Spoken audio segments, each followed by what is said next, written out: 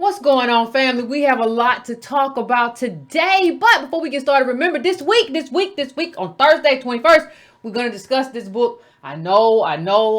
We got a lot of education about tobacco and corn and all kinds of things. And before we talk about giving background. Anyway, family, though, don't forget, we're going to discuss the book. We're going to already have some thoughts. We're going to have a very lively and interested discussion. So just know that, fam.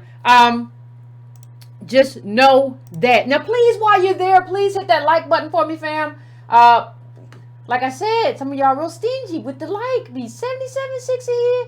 And somebody, and ain't nobody. What's going on, ADOS, DMV? What's going on, Memphis? What's going on, fam? Listen, hit the like. Now, let me just say this. You can also go to donatebrown.com. You can go to patreon.com/ycarnell. You can also go to subscribetobrown.com. That is just you adding your name to my list of email addresses. I rarely send something out, so don't think I spam you or do anything like that. I do not. So just please add that though to everything that you're trying to do. Please just add that to like your little repertoire of stuff you have to do. Just put a pin in it and remember after the show, because if something happens with this channel or whatever, I want a way to get in contact with you. Also, the next thing, you can also please share this link, because all of this stuff works when we share it. So please take the time to do that. Please share it with your family, your friends, and your groups, stuff like that, so that people understand what we're talking about, and we can kind of like, keep this moving. I would appreciate it. I can't get this thing right. Sometimes stuff just don't go right. Anyway, so fam, let me just say this as we get started. Oh, you can subscribe to the newsletter too. But as we get started, let's have a conversation. And we always like to have honest conversations. I like to frame honest conversations. Thanks, Debo the Black Panther. Why are you the Black Panther though? But listen, I like to frame honest conversations. Like I like to have that. And so what we have to talk about as we continue to go forward, and as we continue out of this initial political foundation to a more complex understanding of politics and what's required in this complex understanding of politics, as we come out of that, we have to talk about what politics is and what politics means and what politics is serious versus performative. There is performative politics, and then there is serious politics. There are people who do politics as a display of vanity. Vapid vanity, like they wear a monocle. There are those people too. So we're talking about what is substantive politics versus symbolic politics, and how do you recognize it? So as we go into that, the first thing that I want to do, I want to show you something, because a lot of you all sent me this, and a lot of you all said, Yvette, you need to see this. I want you to take a look at this. In Cobra is talking about ADOS, and they sounded as if they said something nice. They sounded as if they said something, conciliatory. They said something nuanced, and they want to work together. Now, I want you to be able to do something which is very nuanced, which is to weed between the lines. I want you to be able to understand in a political framework what somebody says versus what they actually mean. This is very, very, very important. So we're not going to spend a lot of time right here. We're going to hit it and move, but you can bring it up yourself if you want to. In Cobra to ADOS and those responding to ADOS. So I want to show you a couple of things that they said, and then we're going to go to what they did, and then we're going to go to who their representatives are, and then we're going to go to what power versus symbolism, and substance versus symbolism, and power versus performance, because all these things are very, very, very important, family. So let's just go to one of the things that they said. But first, let's look at this. Our founders recognized that to be victorious, we had to be inclusive of all strata of our community. Our strata range from those who desire complete assimilation into American society, shedding all reference to their Africanness, to those who want to immediately repatriate with ample resources to the African continent. Our primary goal is to achieve reparations for the descendants of the enslaved. Africans are due restitution for the Holocaust of of African enslavement and its vestiges.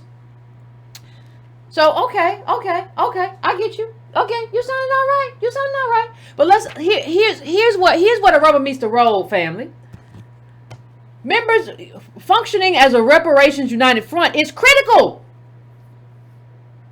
to maintain a unified public posture. Members of the collective organizations and individuals agree not to attack each other, especially regarding reparations. Agreed not to attack each other, especially regarding reparations. Here's the problem. You said that, and then this fellow went on Joy Reid. Now hold on. Let me bring it down a little bit for you. Let me bring it down. Let's. We're gonna have a conversation.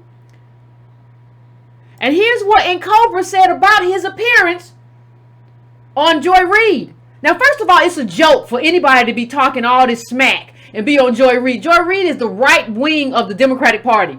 This is the most conservative wing. So for you to be on here talking about, I'm not for Pan-African, we're for Pan-Africanism and we're for anti-imperialism, and you're talking to Joy Reid? Get behind the legitimate work on reparations with us. Follow us for more information. Partners include reparations, #40, Make It Plain, R. Wimbush. I always check the names of the people who were tagged in these kind of little attacks. So you just said to me that you didn't want to attack, but this man, and I'm gonna tell you how he attacked in just a second. This man went on AM Joy, and only thing he did the entire time he was there, I think his name is Mark Thompson. Is that what? I Make It Plain and Ministers, how I referred to him all weekend when I tweeted about it. The only thing he did on that show, the only thing he did on that show was bash ADOS. That's it. How do you put out a statement in Cobra about how we're all gonna stand together, and then you retweet this man's smear attack? This smear attack, he don't even know half of what he's talking about. And we're going to get how everything he said was just profoundly ignorant in 1 second. But understand that. And understand what the Joy Reid thing says. Listen to understand what she's saying. Look at what she said. AM Joy with Joy Reid. There are some people that are pushing the issue of reparations, but they have an ulterior motive.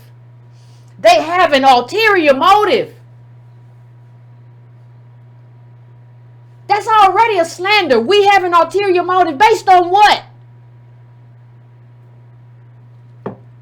Listen, I want somebody to show me. What we have done. We have said that we want to influence politicians to ensure that they have a black agenda, and we want reparations because we understand what that means. We've supported all of that with the data. What ignorant idiot has ever said that we have an ulterior motive? Why? Because you saw a prop hat or something? You people, this is despicable. What is happening and what they are doing is despicable. And let's be honest, nobody really watches Joy Reid. I'm just pointing this out to show you what I said. I said it a while ago. I said I got information that at Selma they cooked up a little plot. The little cuckoo and dashiki wearing and all these, they cooked up a little plot while they were there, and this was all part of the plot. We're gonna get you on Joy Reid, and we're gonna have Roland do this, and that was all part of it. And I told you that it was coming, and here you go. I'm sure there's something else planned for next week. They got a whole rollout coming. They're going to talk all this anti-corporatist stuff, but they're going to go on the right wing they're going to go to Joy Reid's show to have this conversation. Joy Reid might as well be a Republican. What are you doing? Even the way you reach out and do media is ignorant. And let me just show you something else.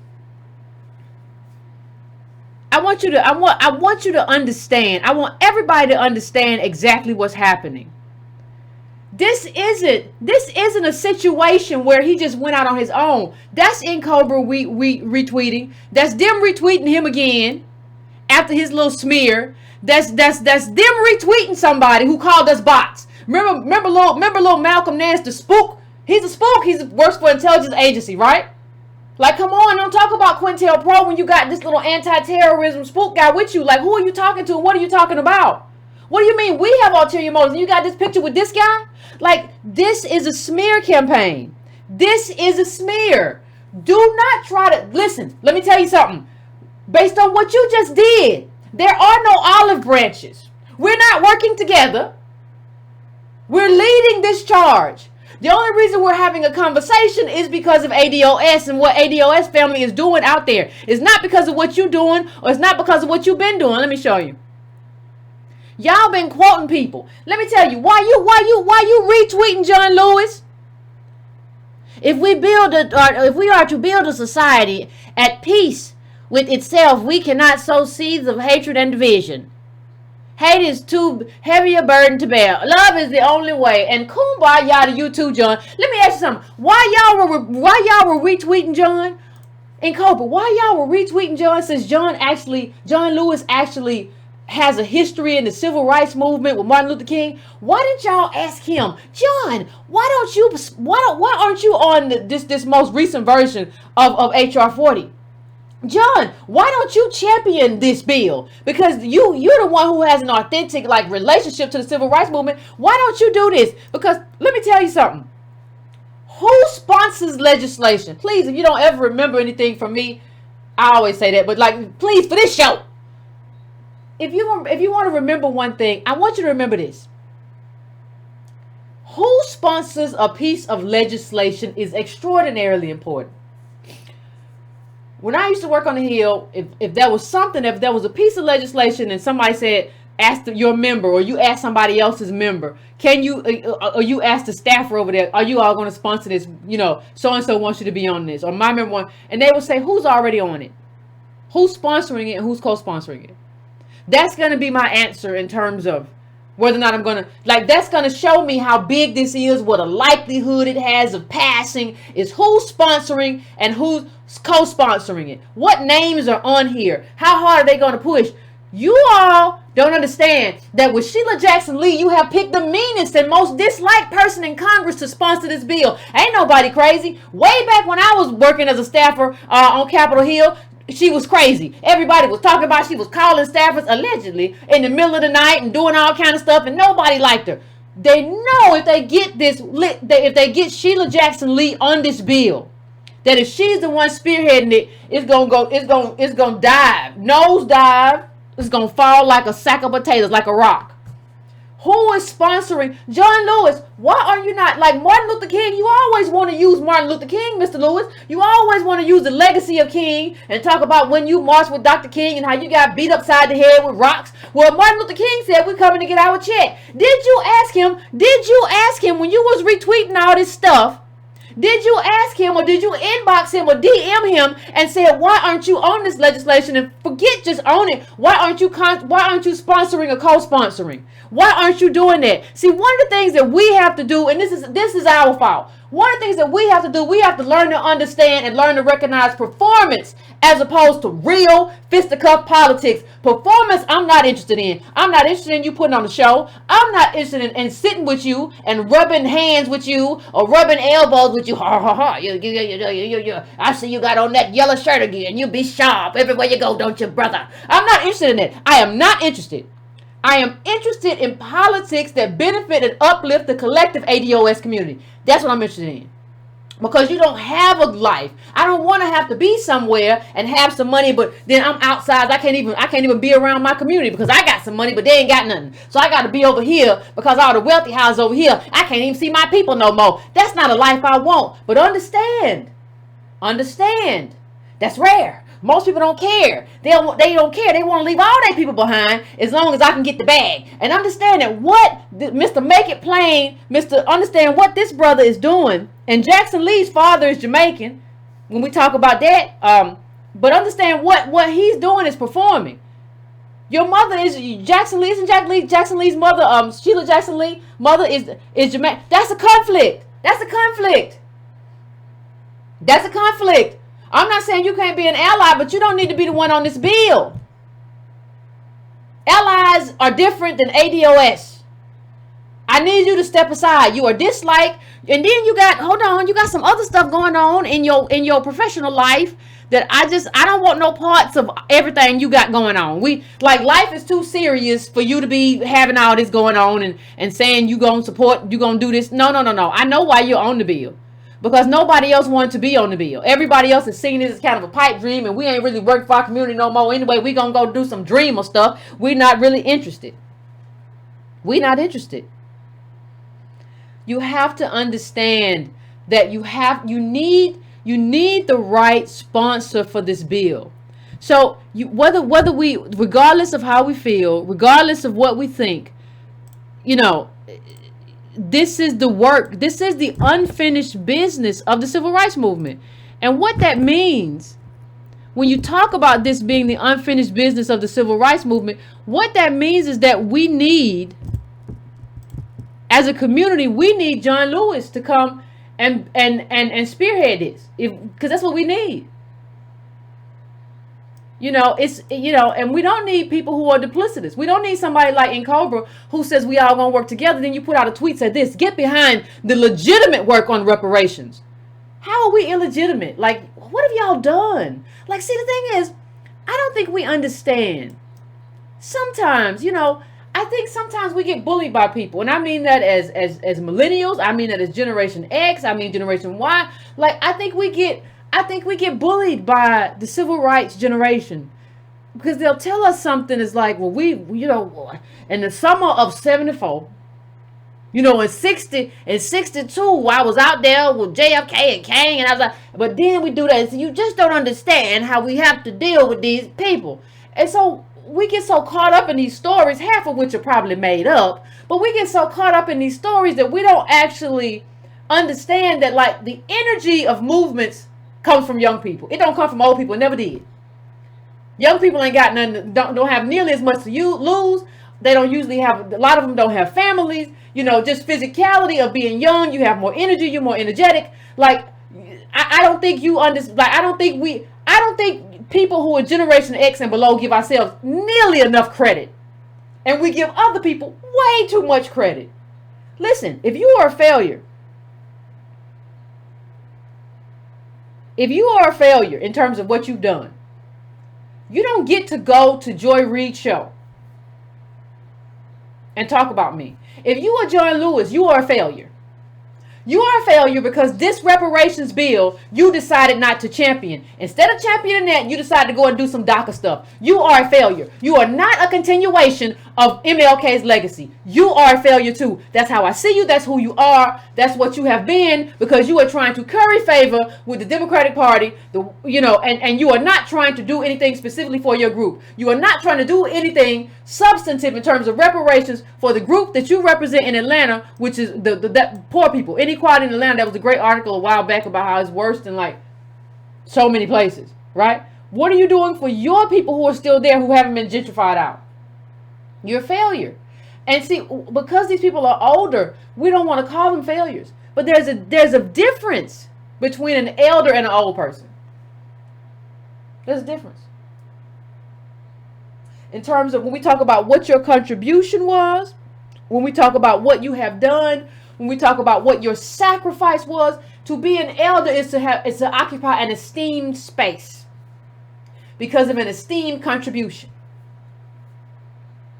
And something that you try to pass down. A real elder would not get in the way of what we're doing right now. A real elder would never do that. A real elder would not go on TV and bash us for what we're doing right now and how we've done it better than you. Let me tell you something. Let's just be honest about this whole thing. What you have done is get in the way. What you have done is cause a bunch of confusion. You have caused confusion and you have not achieved anything. You have not done anything. You have not moved the ball in a generation. Like at least I haven't heard anybody really talk seriously. I remember the debt came out. I remember reading that book when I was younger. I remember, but you all have not done anything. You have caused confusion that we have had to unwind and undo. Don't say that we can work together. You have caused a lot of confusion. You have done performance politics. You have liked to get in front of the camera with shiny shirts and look the role and then tell everybody and take pictures and show everybody, oh, everybody, I was over here. I was over here on the TV. Y'all take a lot of pictures. You take pictures with Al and Jesse and all that stuff. But life is bigger than that. I think that's Jesse on the bottom. But life ain't about just taking pictures. And life ain't about trying to get a role on MSNBC. We don't understand that John Lewis doesn't understand. Have you ever heard the man talk? Like, we use Dr. Sandy Darity's data, and we use the information, the quantitative, qualitative, to make the case. So John Lewis doesn't understand. Like, the reason you never got on board as Congressman Lewis is because you don't get it either. So you should have done it, and you should have spearheaded it. But the problem is you don't really understand anything either. You've been eating butter biscuits just based off the fact that's who you were. You were in the civil rights movement. Your whole life is based on something that you did in the 60s. That's who you are. And that's why, even though you should have done it, that's why you didn't done it. And that's why you are useless to us today. And I wouldn't accept you even if you wanted to. Because you should have done it on your own. I shouldn't be here on YouTube telling you how to be a grown man leader. No, I shouldn't have to tell you that. You march next to King, you talk to that. I can't tell. I can't tell at all. I can't tell what you did or when you did it. You don't look like no leader to me. You don't look like anybody that ever did anything to me. You got to watch these people. See, just like I can't trust John Lewis to do what he should have did because he was trying to curry favor with the Democratic Party, and he go in there and sit down on the floor for gun control, but he never sat down for reparations. I know I can't trust you now. So you should have spearheaded something that you didn't. And so now I know I can't trust none of y'all in the CBC. Like, we might have to primary all of y'all. We might have to start doing campaign boot camps to make sure all of y'all have an opponent in the primary. Because that's how awful y'all are. You can sit down for gun control. You can champion DACA. Understand that this guy, minister, understand that what he's doing is trying to get on MSNBC. He's trying to be the next Joy Reid, or be the guy that always gets to show up and be Joy Reid. Listen, let me show you something. He did all of these little, if you go to his Twitter, he did all of this. He did all of these little interviews with these candidates and with these Congress people. We got Ted Lieu. We got all of these people. Now you're going to get on Joy Reid. You're going to get on Joy Reid and you're going to talk about, well, what reparations is and what y'all been doing and how you going to spearhead, and you can't trust these other Negroes. You sound like Uncle Ruckus. Don't trust them new Negroes over there. Like, you're going to do all that. You're going to talk all that. But, like, go over there. Like, he didn't ask these people about reparations.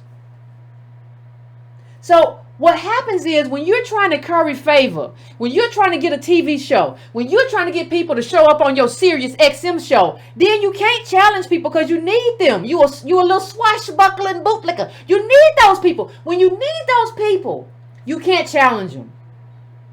That's why Antonio and I have been able to be so full-throated in the way we talk, because we don't need them. You need them. You can't ask this dude about reparations and really hold him accountable when after the camera goes off, you're going to be like, hey, man, I really like to have you on my show. I really like to have you come have. You can't do it that way. It don't work that way. And that's why the politics of these people and their generation has failed. You can't talk all this imperialist stuff and then be on here doing brunch with these. No, that's not how it works. None of this works that way. You were talking to all these people. You were talking to all these people, and you didn't say, you asked them about the Voting Rights Act. Well, that's fine. The Voting Rights Act does need to be, fully reinstated, be given teeth. It has been defamed. But you can't call yourself an advocate of reparations. Like, you already knew what Hoyer was going to say. You already knew what he was going to say. Because, like, you gave him this little softball question. You just want to be on TV. You just want to wear a shiny shirt on TV. That's not the kind of advocacy you need. You need to know when you're not supposed to be on TV. How many times have Antonio and I said there's a way that you have to enter the room? You have to enter the room with some wind at your back. If you don't enter the room with some wind on your back, you're going to fail. You have to enter the room, and when people see you, they have to see a bunch of Negroes at your back. So you're just not talking to Yvette. You're just not talking to Tone. You're talking to them and all the Negroes behind them. That's who all this ADOS community behind them. That's who you're talking to. If you're not that, you end up being this guy, this kind of little emasculated fellow. He's, well, what are you going to do about the Voting Rights Act? And you just nod your head, right? Yeah, you nod your head. Yeah, we're going to do something. We're going to try to get Trump to sign. And so you just want to go home and say, well, I interviewed Steny Hoyer and I interviewed all these people. And I asked them about I interviewed Ted Lieu. I asked them about these things. You ask them questions that you already knew the answer to. You have to, if you're going to be a reporter or you're going to pretend to be a reporter, you have to be willing to be antagonistic. And, that's what you have to do. And the Voting Rights Act is not about reparations. That's about our basic rights as citizens in this country. And you can deny Latinos or Mexicans or anybody. You can make it difficult for anybody to vote. We're talking about a specific claim to a specific group of people, to a specific lineage. And if I don't know how you don't consider yourself a joke.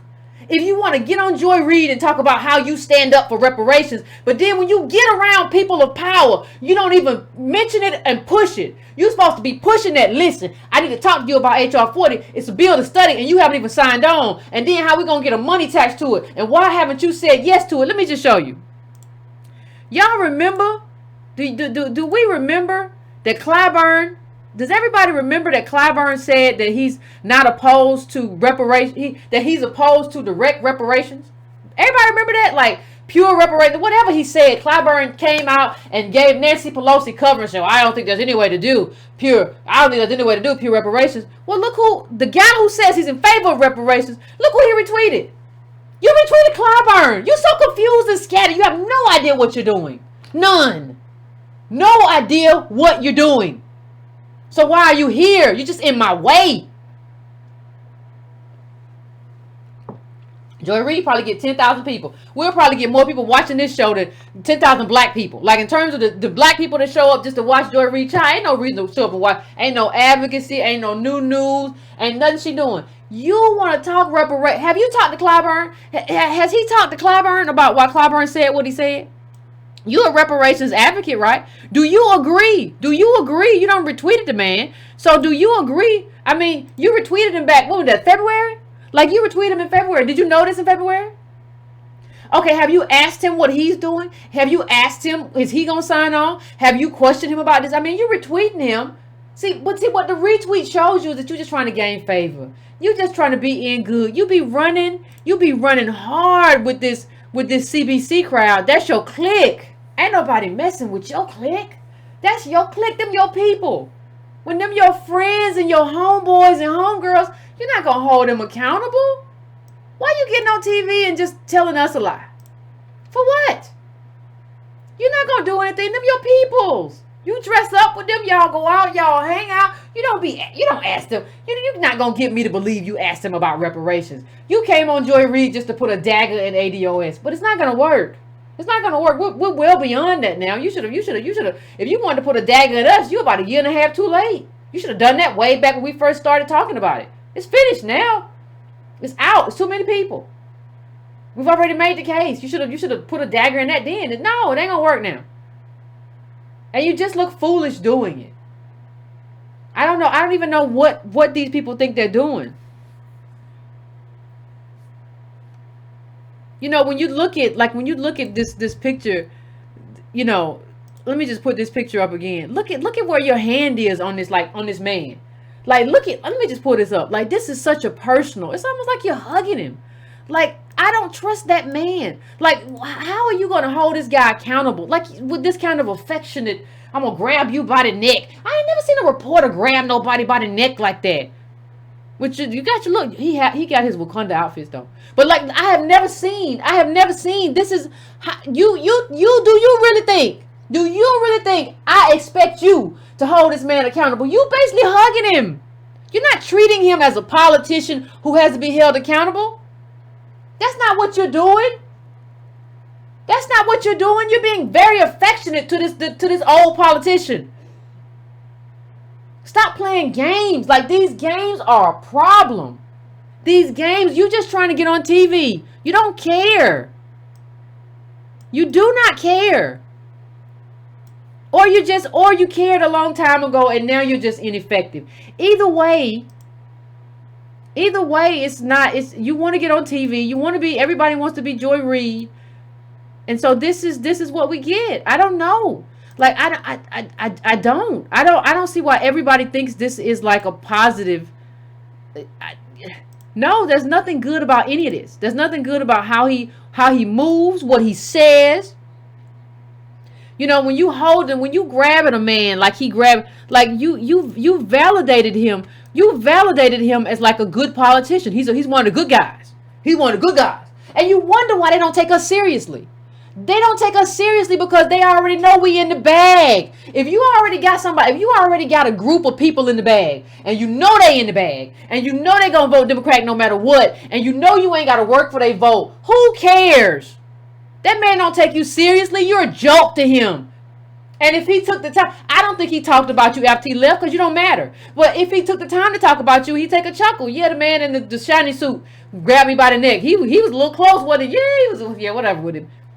I mean, Roland Martin has the same problem. Roland Martin, so I be trying to get them.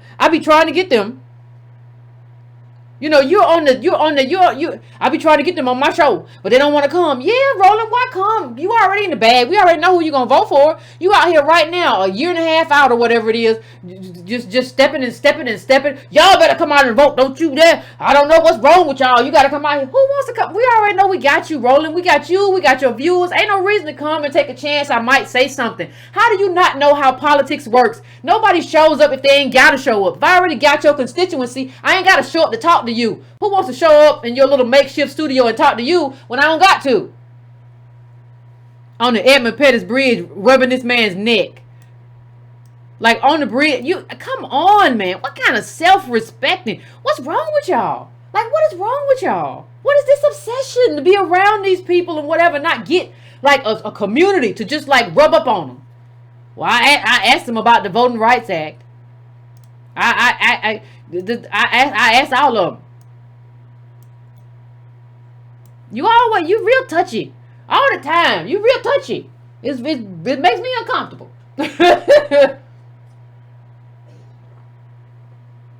That's what real black media is right there.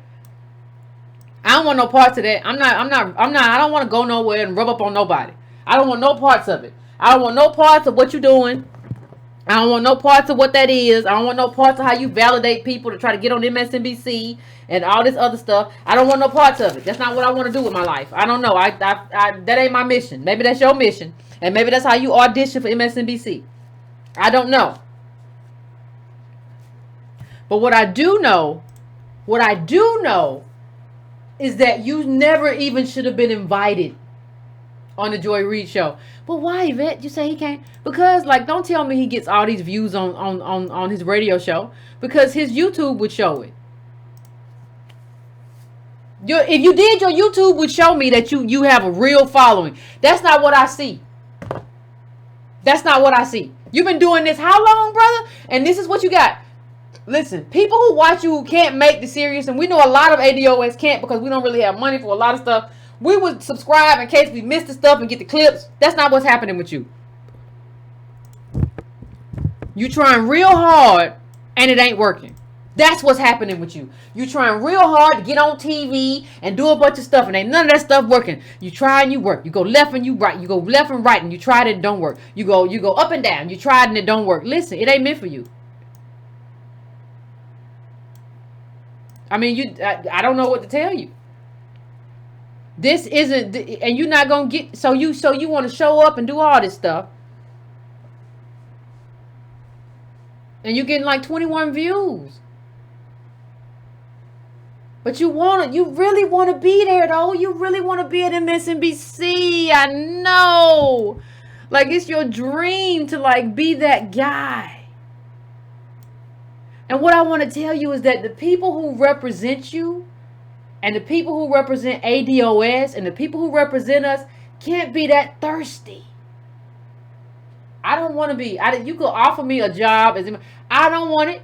That's fine. I'm good. I don't want it. I don't want to have a job at MSNBC. I don't want to. You know, let me just say something. I don't want to do whatever they have to do. Listen, there's a reason why. Y'all remember I did a whole video about the Negro Whisperers, right? And about the Negro, and I predicted, I said they're going to purge all these Negroes with Obama. Obama was there, and Negroes was there to interpret him. Well, what did he mean? He's a black man and you're a black person, so talk to us about the black people speak the different language. Like we're not American. That was stupid in and of itself. That was offensive. But all these people got purged. Everybody from Torrey to Goldie, what's her name? Goldie Taylor and all every Negro was pushed out, and they were now if you turn on MSNBC in the middle of the day, they got this former George Bush woman who be on there. This the white woman, she be on there. Right? When you talk about politics and stuff, because it's a Republican president. Get the Negroes out because Obama gone. There is something said that the only two people who are left, and they only do weekend, Al Sharpton and Joy-Ann Reid. That tells you who they are and what they were willing to do to stay there. You don't get to be the last Negro standing. When Melissa Harris Perry got gone and they kicked her out and all that stuff happened, Joy Reid ain't say nothing. She ain't open her mouth. She just showed up for work. Yes, I am ready to take her place. I've been waiting on it, honey. And I don't understand how y'all look at her and see some kind of solidarity. She don't care. She never did. You know, you look at this man. He got 27 people in the video. 30 right here. 21 right here. Right now, watching this show is almost 3,000 people. Just watching me on YouTube. These people don't matter. And that's why a lot of times when y'all tell me, like, Yvette, you should go on this show or you should do this. No, I shouldn't. Like, because these people don't get any. These people are just like, they frauds. They don't matter. They don't get views. Nobody pays attention. Nobody pays attention to them. Even Joy Reid. Most of her viewers probably aren't even black. She probably gets like 10,000 black people. That's it. We don't need them. They need us. They need the streets. They need ADOS people. It's the other way around. Like, we're building something. People be like, well, they be on TV. Listen, you can stream straight to the TV. Like, I do it all the time. Hit my phone, hit that little thing, and it goes. Nobody does like, I have to have TV anymore. Listen, we're here. We are here right now. We don't need none of that. We are here right now. They're not, and they don't know how to do it. And they don't know how to do it. And they want to say, like, well, we've been fighting for reparations, and we've been fighting for this for a long time. We've been fighting for generations. Listen, let me tell y'all something. Let me just make this a little bit bigger. And Cobra, y'all better stop playing. Y'all just got Twitter. And I don't trust nothing that Joy Reid is following. Y'all just got Twitter. Now understand that y'all just got Twitter in an era. Y'all just got Twitter in an era. We done seen the Arab Spring. We done seen all of that. We done seen all of these people use Twitter to organize and everything that's happened over the years with Twitter. We done seen, listen, you know what else we seen? We've seen some awful things. We've seen even in our own communities. And you see that these people still have not. They just now, because of ADOS, they just got a Twitter account. What are we talking about, fam? And you look at it, and they all doing the same thing, and they all retweeting this same person, all these little groups. They have no followers, and you don't have any followers because you don't get active, because you're not really trying. You're really lying, but you're not really trying. That's why you don't have no followers. Let me just put this up bigger for you. And y'all, is this the same person running two accounts? I mean, y'all all retweeting the same stuff, even though we all supposed to be in here together. Y'all all retweeting these same people. This same minister, when he was on there, because you want this to be the voice of reparations. Y'all looking for some money. I'm gonna just say it what it is, and there ain't no money out there like that, because our people don't have it. You either want to advocate for them or you don't. We can get some donations, and I appreciate everybody who donated tonight, and I always appreciate that. But it ain't no, like, you're not going to get no money. You're not going to get no, see, all y'all living real good, and y'all living too fat. All these people is living way too fat. And so they be running around looking for money. They be running around looking for mortgage money and all kind of money. No, that's not here. Are you going to advocate? Are you going to advocate for your group or not? Like, if you're not, then we can do something else. Because y'all haven't been active. Like, social media's been around for a while. How did you just get a Twitter account this year? Like last week, like 2 weeks ago, I looked for Incobra's Twitter account and it wasn't there. And now you got one. And all you do is retweet the person who smeared us online. That's the problem. And look at these tweets. These tweets are like the same time, ain't they? Like, ain't they like, come on, man, what are y'all doing? Like, this is the same people? Y'all, so somebody's running one of these tweets. Is somebody running this Twitter account for two different groups at the same time? So y'all can say, well, we got offices and we've been doing this work for a long time. Do y'all think we crazy and we don't see what's going on here? Do y'all think we don't understand, that we don't see the scam? We're not stupid. Like, I think we've made that case. Like, I think you stupid, but like we've made the, like, what are y'all doing? Y'all, the person retweeted the same person. I told y'all there was some coordinated nonsense coming out of Selma, but this is just ridiculous. The level of coordination.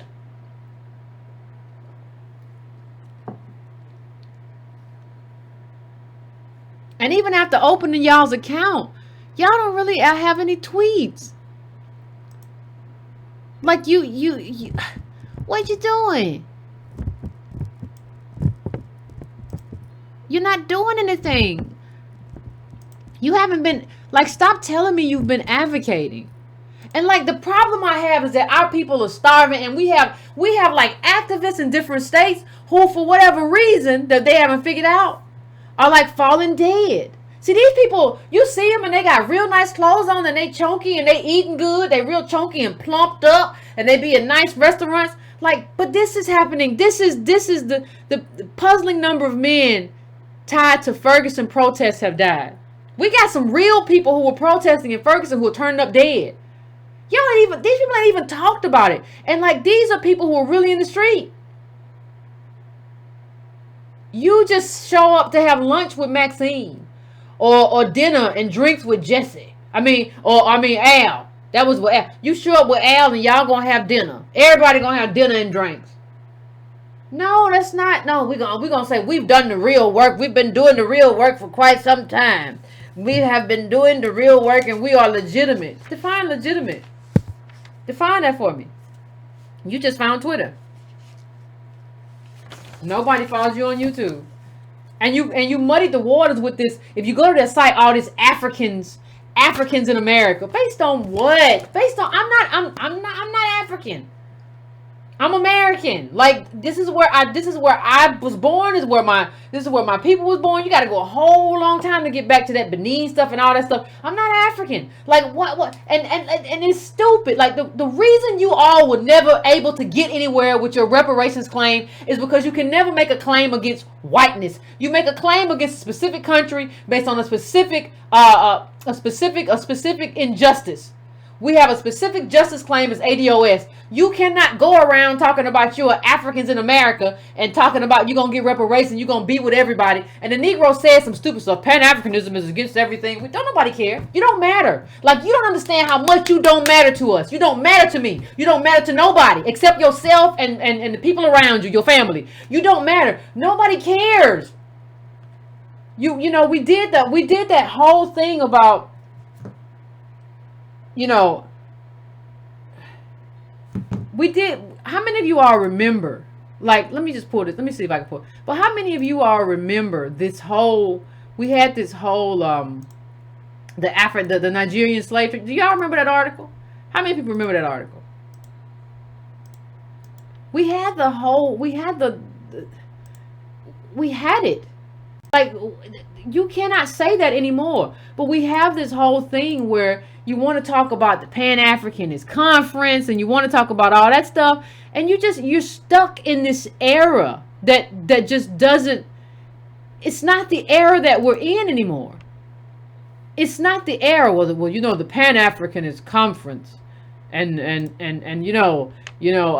gonna tell you, Joy, when Du Bois and Nkrumah, it don't matter.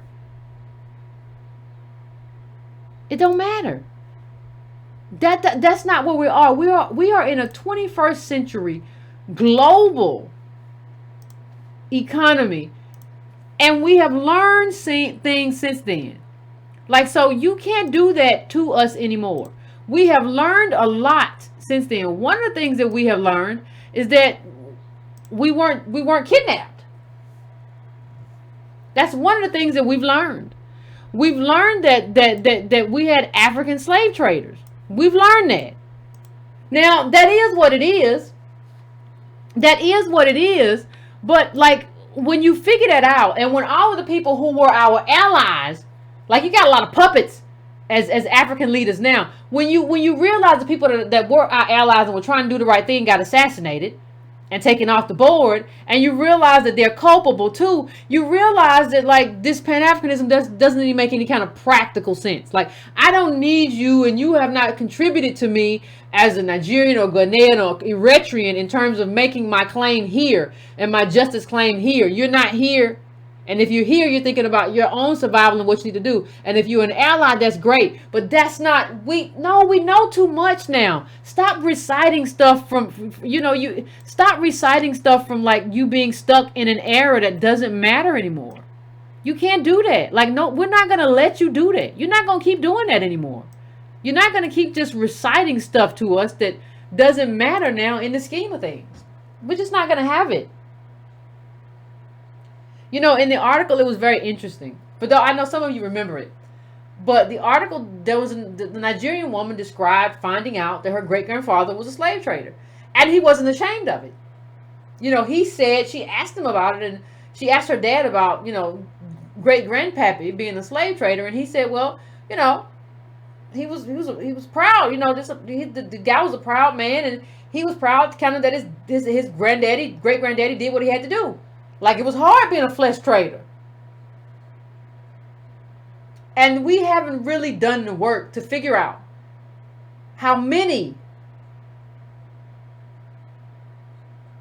African countries and African leaders on the West Coast were also slave traders. And you cannot come from, you cannot come over here as an elite African and you have slave trading in your background.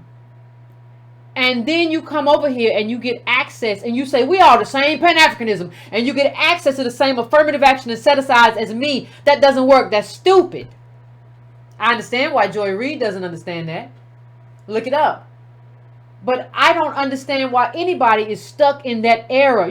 Information comes and you have to read it and access it. You have to move along with the information that you have. You cannot just stay stuck on stupid all your life and consider yourself a leader. I don't care who you are. It doesn't work that way. All these failed tactics. You cannot attack whiteness.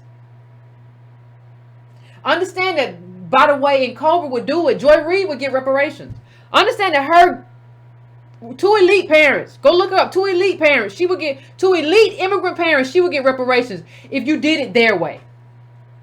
And understand that doing that would make no sense, because she has no lineage that traces back to slavery, and she has none. So it would make no sense. But some people just like to feel good, right? And Cobra just don't want to make nobody mad. You're such a little coward. You don't want to make nobody mad. You want to show up and do your Wakanda thing everywhere. You want to just be a spectacle. That's what you and this is you and Maxine Waters and what's the child's name? Angela Rye. Y'all was doing Wakanda together. Understand that politics cannot be some kind of imaginative silliness.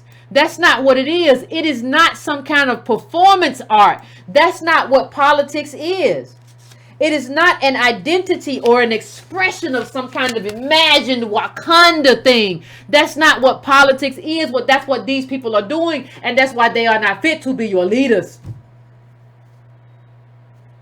It is what it is. I didn't make it that way. And he said, the Thompson fellow, he said something in the interview was that these people just want to hold Democrats accountable. I will hold anybody accountable who's in office. But listen, ADOS vote overwhelmingly for Democrats, and politics is an exchange. Yes, I want to hold Democrats accountable. Yes, absolutely, I want a ADOS agenda. I absolutely do. The question isn't whether or not why I do. The question is why you don't.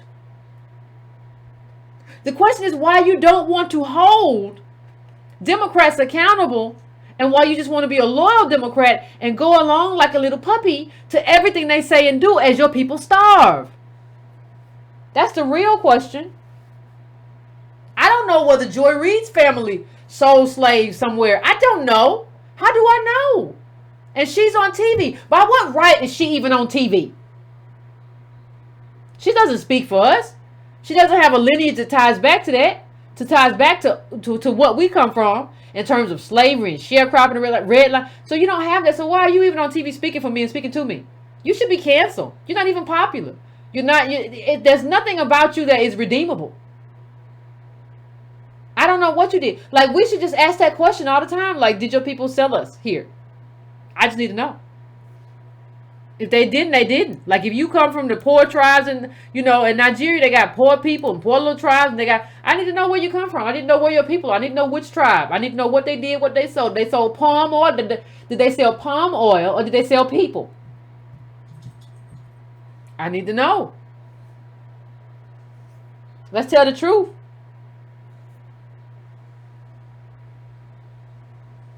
You can't have people that may have sold slaves and have them get reparations. And that's what Joy Reid wants. That's why she's so desirous of doing this. That's why she's so duplicitous.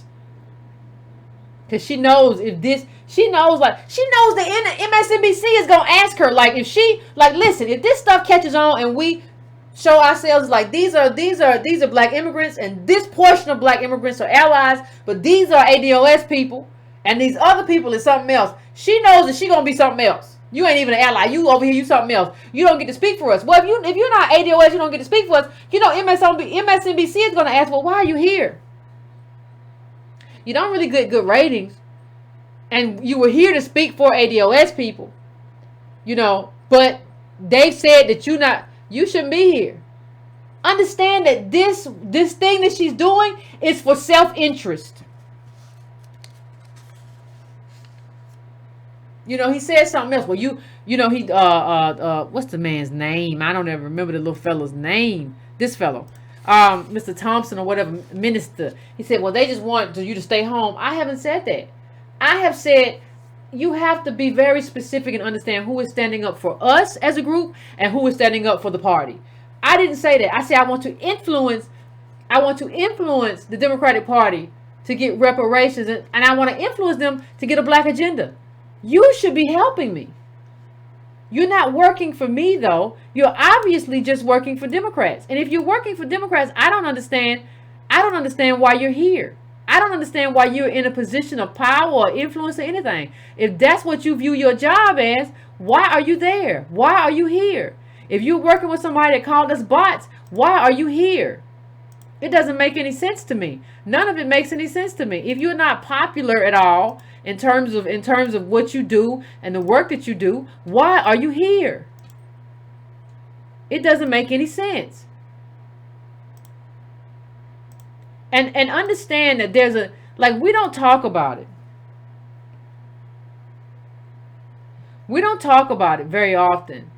But one of the things that I kind of want to end with, I want to end with talking about Donna Brazile, just kind of to put this in context. You have to understand there was an article a while ago, probably a few years back. It's like 2007, and it said black consultants still overlooked, but everybody always used Donna Brazile as cover. Like, we got black people. Donna, come in here and show these people your face. And what I want to say is very simple.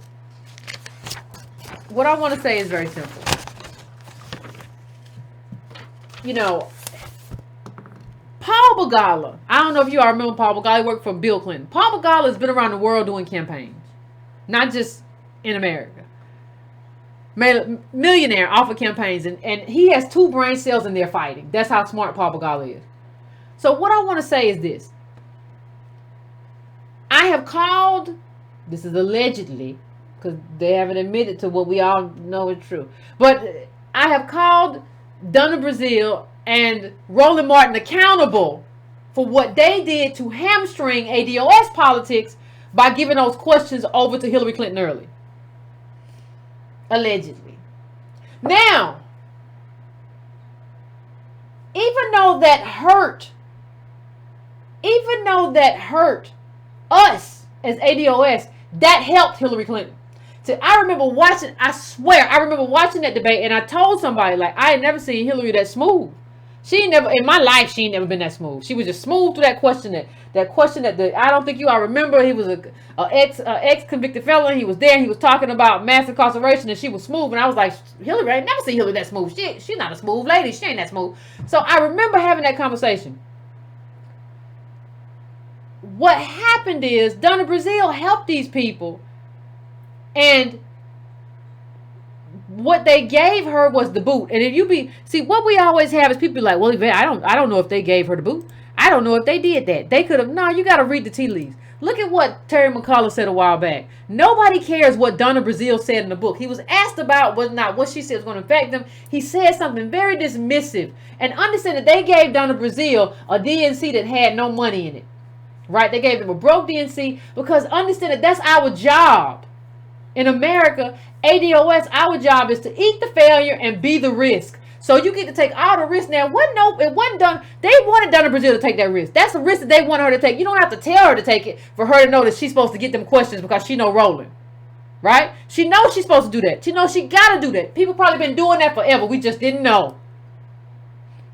That's probably something that's happened for a long time. But understand, when she got caught, through no fault of her own, WikiLeaks hacked to her stuff, she got caught. They threw her in the garbage because that's what they do to us. And understand, part of the reason that we don't have more black consultants, more ADOS consultants in the Democratic Party, making money in the Democratic Party, part of the reason that we don't have that is because we're beholden to them. So they don't have to spend any money on ADOS consultants. They don't have to spend any money on ADOS media.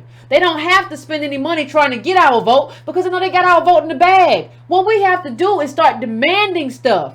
And then not only that, they got to, Roland don't understand that part of the reason you talking about black media, you don't even understand. You're so silly. You don't understand that, like, there is no, the Democratic Party don't care about you because you already out front talking about we got to go against Trump. That's not what you do as a reporter. That's not what you do. You bring everybody in and you make people know that, listen, hey, I'm out of it. Y'all got to win our vote, and this is our agenda. You talk to black people, you should be talking, you understand what they're going through, and you bring these people in and you have them say, you got to go out here and win these people's vote. Why in the world? And then you could actually have some money rolling, because then people would buy ad space on shows, right?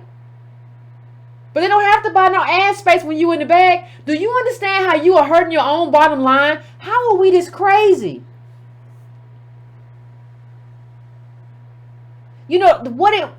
To move to Fox after like running Al Gore's presidential campaign and being head of the DNC, that shows that you're like economically starving. You don't have a choice. But I'm supposed to just like go to Democrats and believe that, like, I owe you my vote. No, you got to win it. I ain't crazy. And we need more than most. And you owe us more than most. We've been here forever. You can't still ride on LBJ's legacy. It's a long time since then. And we being starved out. You can't just give me some garbage about how class politics is somehow reparations and think I'm crazy and stupid. No, you gotta go, and you got time. You can go back and come up with an agenda and a reparations plan and come back to me. But this stuff is garbage.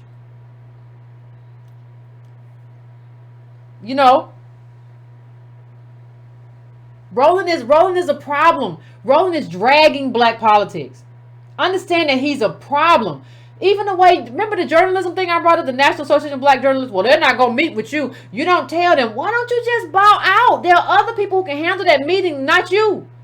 I wouldn't want you there either. You done gave the questions away or whatever. I don't want you there. Bow out. Why can't you ever just do what's right for your group as opposed to you? You don't do politics right. You don't do journalism right. You don't do it in a way that we can leverage as a community. You out here already out front. Like we a long ways away from the general election. You out front. You gotta vote. We need the judges. You gotta be out here. I don't know what's wrong with y'all. Why y'all trying to demand stuff? Y'all know that the candidate don't have to do it. What are you doing? Nobody's gonna subscribe. Nobody's gonna pay for an ad on your little unfiltered rolling because you don't know how to do politics. You don't know that, like, you have to put ADOS people in play. That's how you get something. If you're not put in play, you don't get nothing. We have to start being an in-play vote.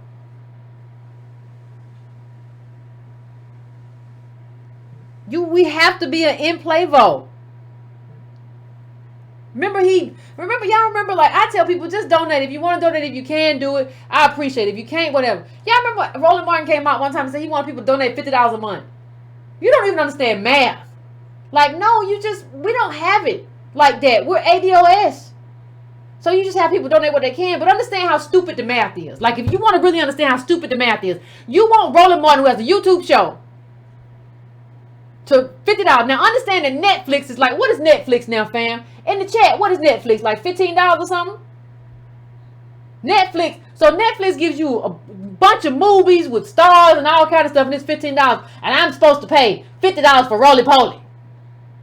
You don't $12. Somebody say 11. Somebody say 15. You want Netflix brings blockbuster movies and comedies and everything else, documentaries. You want me to pay, what is this? More than triple for you, Roly Poly. Then I pay for Netflix. That's your black business plan. Y'all don't even understand math. It made no sense. That's probably why you don't really well, I don't watch your show, but I haven't seen you advertising and stuff that I've been sent, because it never made sense. But you want to talk about business. Oh my God, who would pay Roland Martin $50? No, when you do this, you just have people donate whatever they can when they can, out of the goodness of their heart. You can't. Well, you give me $50. $50 for what? To watch you run around airports and go from point A to point B, running in circles. I'm rolling. You just be running in circles, and you be doing interviews that MSNBC or CNN or Fox already did better. And what I mean better, they already asked them questions. You're not even doing this stuff from a point of advocacy, so we can really see stuff. You asking a lot of the same questions. What are you gonna do for the African American community? Man, come on. $50 for that? I got to commit to $50 a month? Not just what I have today, but I got to commit to $50 a month for that.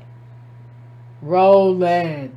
So, I've gone a little bit longer than I want to go, fam. So, let me take a quick break as usual and set up the phones, and we'll come back. And we'll have the conversation. Hit that like button for me, fam, while we are here and while you are here and taking a break. I'll be back in about 4 minutes.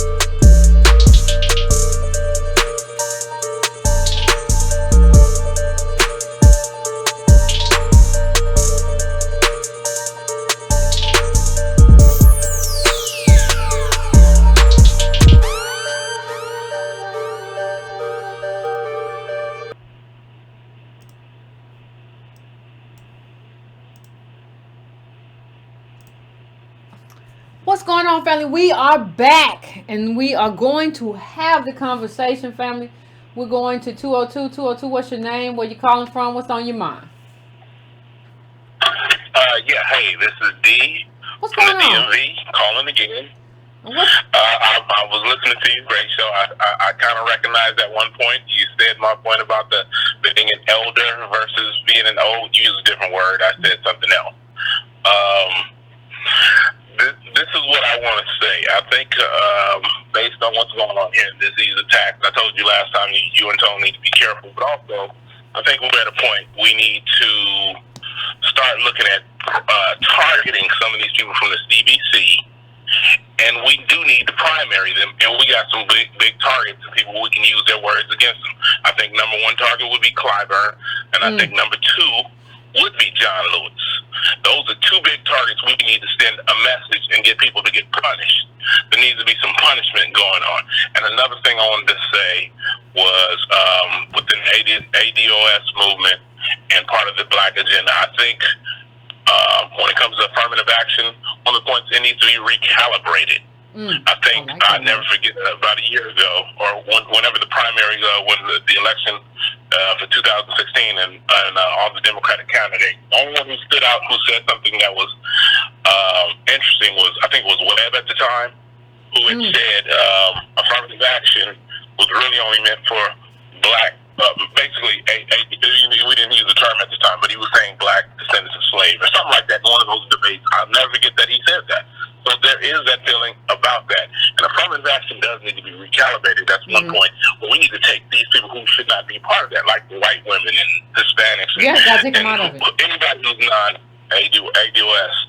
And like I said, the whole movement, we need the primary, and two of the biggest targets I think we need to challenge is Clyburn and Lewis. Lewis, because of the treasonous act, like you just pointed, about him getting on the floor for the whole gun movement, but has never said anything about his own district, the unemployment, or anything like that. James Clyburn talking about affirmative action as a form of reparations. He needs to be punished. These people need to go. We need to send messages, and this, I think, we'll get we need a stick to get them in line. Ooh, we need a stick. Thank you, fam. We need a stick. We need a stick to get them in line. I hear you. And I think people understand punishment. And I think what's happened is that we have been so kind of complacent as a community, and we have been so desirous of seeing black people and ADOS people in positions of power, because Obama wasn't ADOS. We have just kind of gotten so excited about black faces in high places, and not really look to like how that translates for us. And what we see when we look at how it translates is black faces in high places really doesn't affect us in any way that's beneficial. So I think we have to have agendas in high spaces. We have to have a very, and that's why we did ADOS101.com if you want to go look at it. But that's why we did ADOS101.com, because we have to be very clear about what our agenda is and why we have the agenda that we have. And so we've been very clear about what it is, why we have it, and to the extent that you are on board with not only just the agenda, but with prioritizing the agenda. You can't just say, well, I agree, and you never do anything. To the extent that you are on board with prioritizing our agenda, that is to the extent that we can support you. And we have to be an agenda-oriented people. And we have to be steadfastly focused on our specific black agenda and what that means. And reparations is a key part of that. There are other stuff in there, but reparations is still a key part of it, and we have to be focused on that and what the benefit is to us specifically. So I'm going to my next call. I am going to 614. What's your name? Where you calling from? What's on your mind? Hello? Oh, 614 fell off. 267. What's your name? Where you calling from? What's on your mind? Hi, Yvette. This is Amira. I'm calling from outside of Atlanta. Okay. And I was calling to give you an update. I had called in a couple months ago, and I had told you about going to the wedding, and they requested that we wear African dresses. And I remember that. That was awesome. Yeah. Well, my husband listen, Yvette, my husband has been blackmailing me because I did wear the dress. And he's been blackmailing me. Tell your husband to send me the picture. No. Tell your husband I want the picture. Okay, I'm sitting. But anyway, the reason why I'm calling is because I've been making calls to our Congress, women and men, and ADOS. I really need you guys to get on the phone and call these people. We just need to make our voice heard. We need to agitate. We need to call them. Anytime they make a statement, anytime you see them on TV, like I've called Jackson Lee, I've called Karen Bass, I've called Maxine Waters, I've called them all. Just please, whatever you're doing, take 30 minutes out of your day to call them. Secondly, and also, I'm gonna just say this real quick, and I'm gonna let you finish. But when I worked on the Hill, one thing I do remember that, like, we took a toll of, like, calls. Like, we took a tally of calls and, like, you got a lot of calls on this. You may want to rethink that or relook at it. So people do, like, it's not money, but people do pay attention to how many calls come in and how many people are active on a specific issue. But go ahead, fam. I'm sorry. Absolutely, because when Clyburn made his statement about reparations being impossible, he also made a faux pas about anti-Semitism. And I remember that the youth community shut his phone down. And you saw he came right out on Twitter with an apology. Yep, I'm so sorry. I just Exactly. So I mean, we have to show up like that, folks. So come on, let's get on these phones. Secondly, I don't know what's going on with Encobra because they seem to have two websites. One is the Encobra.org. And then there seems to be a new flashy one, all bells and whistles, which is encobraonline.org. And that new one seems to be mirroring the old one, but it's the same contact information, or at least the same P.O. box, with the exception of the phone number. So if you call the 202 phone number, which is the old phone number, it's disconnected. But when you call the new phone number that's associated with the new website, it goes to a Google Voice mail in Mississippi. But the P.O. box is still in D.C. So, hey, D.C. ADOS, I need you guys to get that P.O. box address and go to the post office and see if that is still a valid P.O. box. I don't think it is. All right, fam. You good. All right. Yes, and I think that they are running a shadow group, and they're trying to make it as though there's this organization, and they're looking for members. Don't you sign up and give them that membership, because based on Mark Thompson's background, and it's a little shady. I don't know too many black men who don't pay taxes for 6 years and don't go to jail. I don't know. It's a little shady. Well, maybe he wasn't getting money for 6 years. He might have just not been getting no money. You don't think? Like, he wasn't getting no money. Like, or you think? I don't know. I don't know. He said that it was a protest. No, he said it was a protest because of D.C. statehood. So, because he was a councilman in D.C. and then he had to step down because of some allegations about his wife and everything. So yeah, no, this guy look, I don't know. He's done a little bit too much not to be in trouble, and for him to have the type of platform that he has. Well, all right, fam. I appreciate you calling in. That's something. I don't know. You're welcome. Thank you. I don't know how these people. I don't know how these people get the hookup and they be on these little platforms. They be on the little series or whatever they be doing. I don't know how they do that, because it don't make no sense to me, because you're not even getting like viewership. Like, I don't understand, like, who would say, like, okay, you can stay here. But how? What? I'm going right now to 301. What's your name? Where you calling from? What's on your mind? Good evening, Yvette. How you doing? This is Pretty good. Marshall, and I'm calling from DMV also, sister. How are you this evening? I'm pretty good. Good. All right. First of all, let me give you your roses. People say, give me my roses while they're here, and, don't wait until, I'm gone and getting old until you appreciate me. So first and foremost, I want to say to you, Antonio Moore, the Tone Talks family, and the whole Breaker Brown family that's listening, keep it up. Keep it going. You all have, when you're saying you're changing the dynamic, changing the politics, changing the narrative, yes, you are doing that. Remember, sister, 2 months ago, we were bots. I guess so. We weren't even thought of. We were bots. And now all of a sudden, not only are they not adding, or at least on TV, they're not adding ADOS into the conversation. They're just trying to block it out. And it's kind of like the elephant in the room. Everybody knows, well, wait a minute, HR 40 wasn't even thought of until, this so-called bot group started coming up, and now, we're changing the conversation. And when your title for tonight's topic, and sister, you killing them tonight, with the vanity politics, unfortunately, a lot of these old line Negro groups have been doing vanity politics for years, and I called in a few weeks ago talking about, the chickens coming home to roost, the nest is stirring, and all these things are coming to focus at one time, and you got a lot of old line groups that don't know what to do. I mean, let's face it, in Cobra, even though I thank them for turning me on to reparations in the early 90s when I was a freshman in college, I haven't heard anything from them in so long, and now all of a sudden, they're trying their hardest to get back on the scene, and it's because of ADOS. But understand something, fam. They're not just trying hard to get back on the scene. Like, y'all went on TV and said we had ulterior motives. Like, see, that's not even just trying to get back on the scene.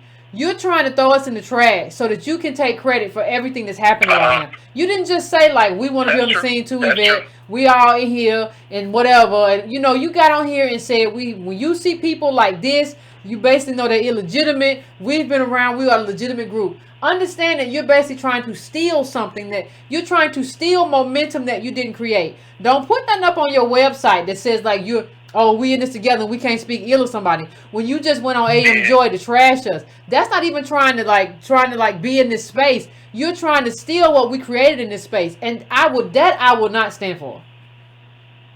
I feel you. But look, don't fall for these Stalin tactics. This is exactly what he did, during the Cold War, when, you're trying to move people out of the way and trying to, take figures out who done things for you, and all of a sudden you don't see them in pictures, you don't mention them no more. ADOS, we will not be silenced. So I just want to give you just a little bit more encouragement. Understand, what you've done is lit a fire under these old line groups, and I'll give you I was talking today at work about the Montgomery bus boycott, and how it's similar to what's happening here. When Dr. King went to Montgomery, the NAACP gave him hell when he was starting the Montgomery, I forget the name of the acronym of the actual organization that started the bus boycott, but he was getting so much flack from the old line groups, letting them know, they were letting Dr. King know, hey, we got everything under control, we got everything, and he and the newly formed SCLC was like, okay, well, what the hell are you doing? These injustices are going on, and we know that you got the NAACP defense fund, you're fighting in the courts, but you ain't doing nothing. We need action. That was because of youth. That was because they needed to fill a void, and what ADOS movement has done is to fill a void. You talk about vanity politics. Unfortunately, all due respect to John Conyers, but HR 40 for a long time was vanity politics. Yeah. It needed some fire, and the ADOS movement is that fire. Go with it or get burned up. And lastly, sister, I just want to say, love you. Keep it going. Shout out to Tone Talks and Toe Talks family. Hey, I got my tickets for Louisville. Good. I am trying so hard to be there for whatever reason, if I can. I know I feel good in my heart that I got 2 tickets to support, the first annual conference, but I'm truly planning to be there also. I'm looking forward to Thursday for the book club. I'm on my last 2 chapters, so I'm there to I'm with you. I'm like 2/3 of the way through. I got a lot of files, but I gotta run through like 150 pages in the next 2 days because everything took off so quick and I didn't anticipate it, but I'm gonna get there, don't worry. Hopefully if I can get in on Thursday, I'll give my views, but have a good night. Keep pressing, sister. We love you. Keep going. Stay strong. All right, I appreciate it, fam. I appreciate it. One of the things I will say, people love to say, like, I started X, Y, and Z, or I started, part of what you started wasn't good. Like, it's not good enough that you started something if it was problematic. Like, the whole reason that we have a black immigrant population that believes they're supposed to get reparations is because you did really sloppy work. And you did sloppy work because you believed in an era that was finished. right? The era where Lumumba was in, and we had like real Pan-Africanist leaders in on the continent in these countries, that was over once they got assassinated and they got replaced with puppets, and you didn't pivot. So now what we're dealing with is like what happens when you don't base your politics. If you base your politics on the Pan-Africanist Conference, yeah, that's a problem, because like that's not what we are now. And so you based your politics on something that was very, very problematic. And so what we're doing now is having to fix a mess that you made through your sort of scatteredness that would have given Joy Reid, you know, affirmative action. You know, ADOS has been very specific in terms of a specific group gets a specific justice claim. That's where we are, and that's what we're doing. And also, let me just say something else. Every kind of, whatever your agenda item is, like reparations with ADOS right now, it has to have a champion. And it's, so if you're not everywhere you go championing what you say you believe in, it really doesn't matter, because an idea, a piece of advocacy, a piece of legislation requires a champion. And so if all you're doing is kind of going around and saying, I started this back when, it doesn't matter. You have to be pushing for that specifically to your community with specific calls for action. Like you all know on this show, I've used Twitter as a call of action. People call in and say, you got to call your congressman as a call of action. We have specific calls for action. We are engaged. I'm engaged Monday and Wednesday. Tone is engaged on Friday. None of this stuff is mistake in terms of how we do things. We are sprinkling content and advocacy and ideas, and throughout the week, that's how this is framed. You have to do that. It doesn't make any sense that Cobra didn't have a presence on YouTube when YouTube is like where people are getting politics now. Doesn't make any sense you all didn't have Twitter. Just say that you didn't do it right. You know, you tried and whatever. Y'all go ahead, and that's fine, because we've gone ahead anyway. We don't really need your permission. You know, but we don't need you to go on TV and say we have ulterior motives and there's something else going on. Like you made yourself an enemy. We didn't do that. You did that. You made yourself an enemy of ADOS. We didn't do that to you. You went on TV and you thought you were doing something. Y'all had conversations in Selma, and you really thought you were doing something by going on that corporatist Joy and Reid show. And you made a mistake. And you made a lot of mistakes. You made a lot of missteps. Your political calculus isn't the best, but that's not my fault. I'm going to 615. 615, what's your name? Where you calling from? What's on your mind?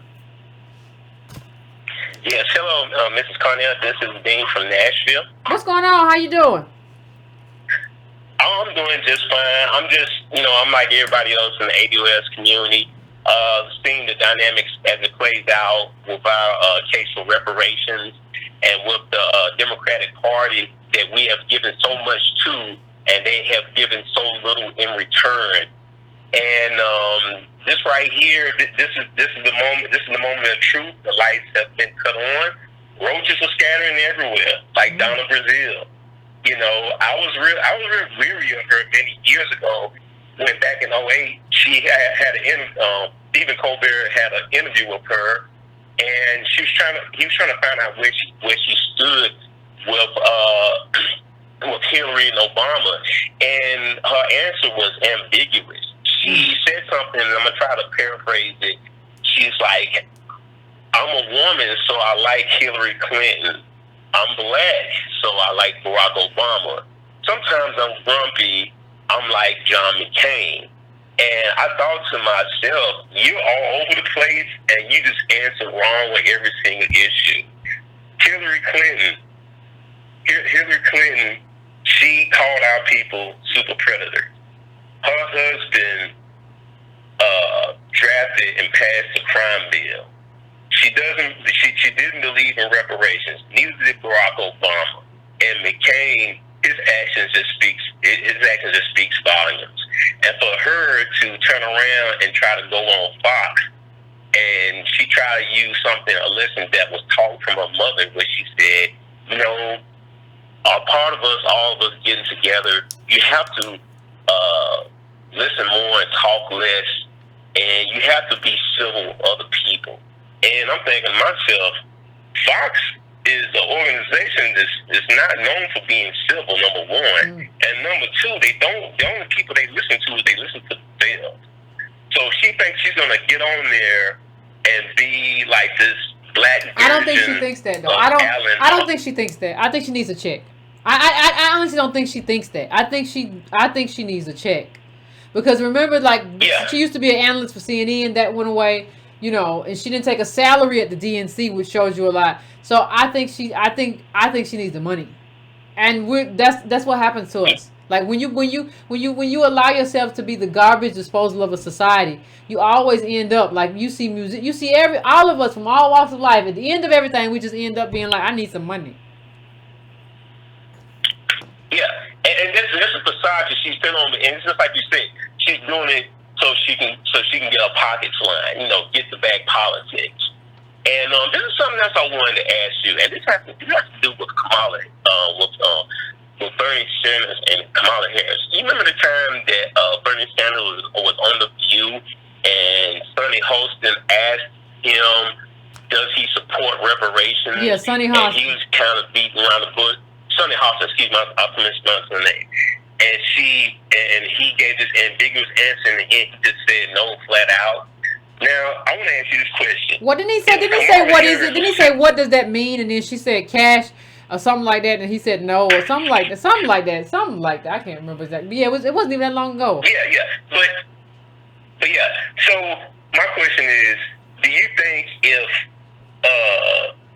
Kamala Harris was sitting in that seat, well, she would have turned around and answered the same thing, because she's also an AKA member too. No, I don't think she would have asked it like that. I think she would have asked it, but I don't think she would have asked it like that. I think the tone would have been very different. But it is what it is. Yeah. All right, fam. I appreciate it. I appreciate you calling in, fam. Thank you. I got to move to the next call because I'm trying to get the queues always busy, so I'm trying to get people in. 757, what's going on? Who is this? Yvette. Oh, this! Look, I'm going to try to slow this down a little bit, because you know I have the interaction with you in the virtual world, but you've also ingratiated me by accepting my phone call when I talk to you in private. Yeah, absolutely. Oh, this is a friend of the Breaking Brown family. Because you and I have parsed this out on different levels, and I'm going to say this to you. I extended a hand of a dove to Cam Howard, and I call out names, and I'm going to be specific tonight, and I really don't care what the fallout is. You and I had a private conversation. Mm-hmm. We saw what transpired, and I want to say to the Breaking Brown family, I applaud the fact that I see people who have been empowered with the truth and are no longer ashamed of running away from blackness. They're standing strong.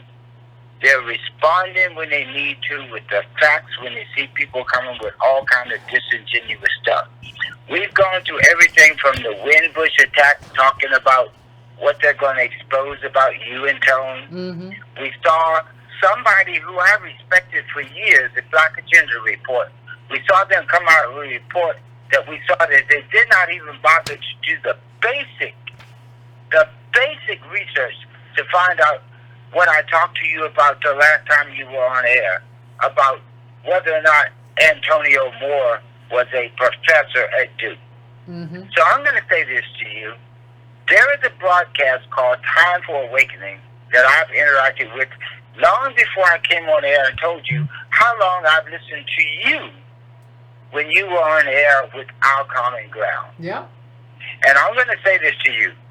When you sent me a response to something I said to you, and you said, I need to come out and to attack this directly, I applaud you and I respect you for it, because I'm going to say something that I put up on my Facebook page and Twitter a long time ago before this. I've said to people, this is like a second life for me in my teen years. I've seen how you and Tone have responded to the specificity of what it takes to create a definitive line of how what is happening to all of us, even though we think that we are distinct and separate. What has happened to all of us as a nation, as descendants of Africans, descendants of slavery. I talked to an individual less than 24 hours ago on a platform where he was exalted as a leader in Cobra. I showed you in some posts how Cobra misrepresented what Beckles had to say that was going on in Cameron in 2011 and 2013, how those people in the Caribbean were advocating for themselves and no one said they were divisive. You know the personal communication we had when I tried to massage that situation and tell you that I thought maybe you could handle it differently. Yep. Your broadcast tonight is about accepting the reality.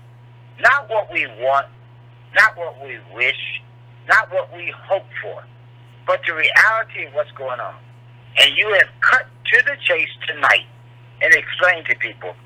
We have to understand something that a elder beyond my years, Angela Davis, said, no one understands the history of what revolutions are about, that the people who have the energy to make a revolution go to where it's what vision is, what it expects, what it knows it deserves in the future, is a youth. And I applaud you because I'm 66. You're in your mid-40s. Tone is in his late 30s. I applaud you individuals for taking this baton and doing what you have done, and I've done what I applaud you for allowing me to do through emails and everything else to try to help you. No cry out for notoriety, just understanding the veracity of what you're doing. And I'm going to say to you, when I extended an olive branch to Cam Howard, I would say his name, on Cobra, and he went on the platform and talked about his position, and then he put out that milquetoast capitulation to trying to center themselves for being the people who had elevated reparations to the national limelight. He explained to me how in 1990, in the early 2000s, reparations was in the forefront of everybody's mind. Now, I know for a fact, if you look at it, he has done what so many academics have done. They talk about what's going on in their space, but what you and Tone have done is give voice and meaning to people on the ground, the grassroots. The same thing that elevated the 1960s boycott in Montgomery and what really happened in Selma.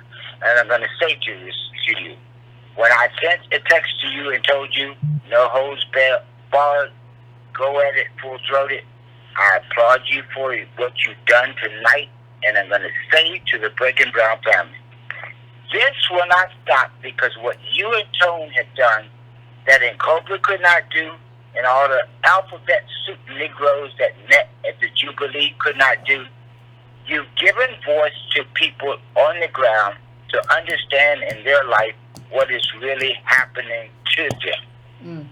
I applaud you for it, and I'm going to say this to you.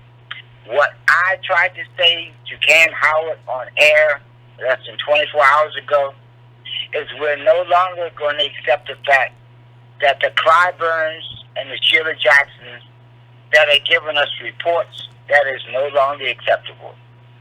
Sandy Garrity, you and Tone have to be in the room when this Senate committee decides how to set the guardrails and the guidelines for how reparations will be executed for our people. I said it to you before. There's no doubt that Sandy Garrity has already constructed the highway and the parameters for how this fight should be fought.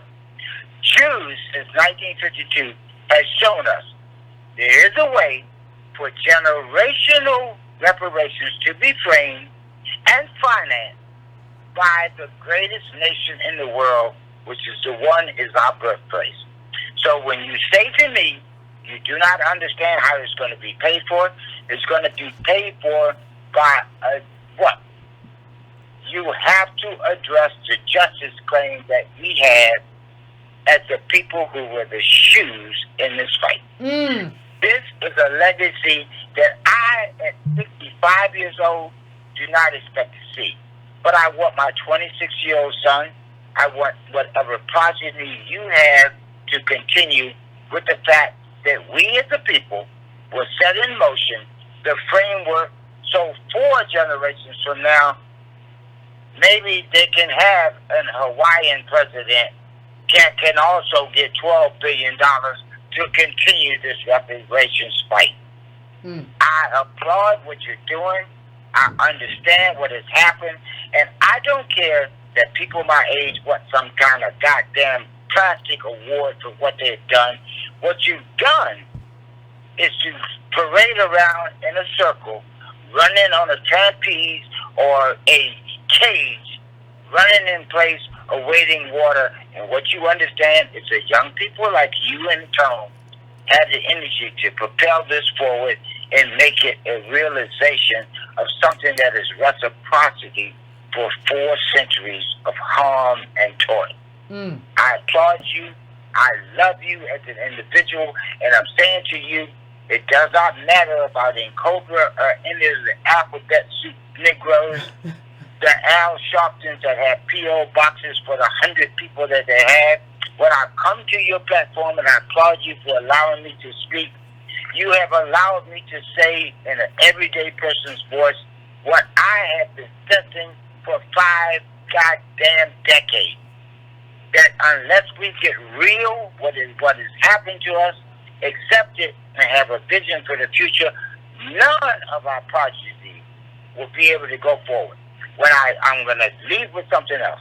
When I see people like the guy from Barr, Black Agenda Report, Mr. Dixon, when I find out he's an integral part of the Green Party, I understand how they fail. They fail because he does not have a vision rooted in the truth. He's worried about what he can get for him. There's an interesting thing you can do with a 2-letter word in the English language. Me. M-E. When you are not focused on the truth, you can easily flip that M into a W and it becomes we.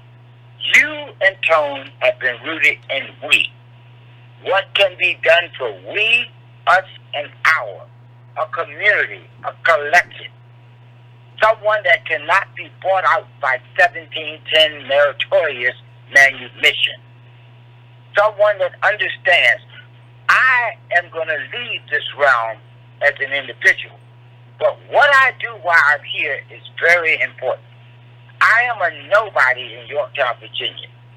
But after listening to you on Our Common Ground and all the venues that you talked to in 2008 and 2010 and 2011, driving across country, I had no idea that I would be looking at your image on the $2,500 piece of electronics that will let me say to you, sister, I applaud you. Do not let them divert you from the mission. I appreciate what you're doing, and I have hope for our future because guess what? The youth are the future. I have no problem with saying to you, I was not insulted when Tone said to me, I was an old stupid boomer. Because guess what? There was a time when I was that old stupid boomer long before he put it in words.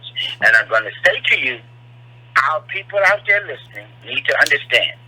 These people that go on Joy Reads and tell you a lie about what you know, put them to the side, but do what I have seen so many of them do.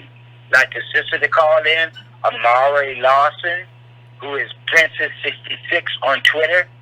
She has shown you what to do. Go to these people in your local spaces, put them up on SoundCloud, make the definitive digital track to show that you have done what you can do. I applaud you, my sister, and look, we're going to get there, and the people that want to get credit for what they did in Kroger, languaging, being proud of languaging a bill for 3 decades behind someone's name to get along and appease we're no longer in appeasement. We're into reparations and justice. I saw where Brother Kevin Cosby put up an acronym of justice on Twitter. It is one of the most profound things I've ever heard, other than Sandy Darity, who, regardless of how Cobra tried to frame it, Sandy Darity has been vocal and to the point about his 2 decades of work, even though he was a naysayer in the beginning, that he understood what it took to get us reparations. His work is for us. We have to believe in ourselves and not worry about the naysayers.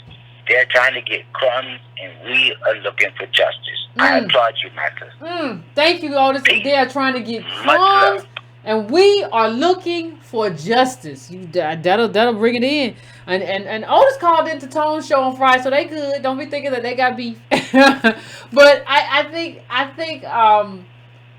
think one of the things that I think is so problematic about this, like I appreciate everybody every time somebody dogs me on a radio show. I appreciate y'all letting me know. No, and I mean that sincerely. Just so I know. And he said Time for an Awakening, and there was some other stuff with another show, and there was some other stuff with another show. And the thing that I always think about with these shows that are kind of trashing me now is that I went on all those shows.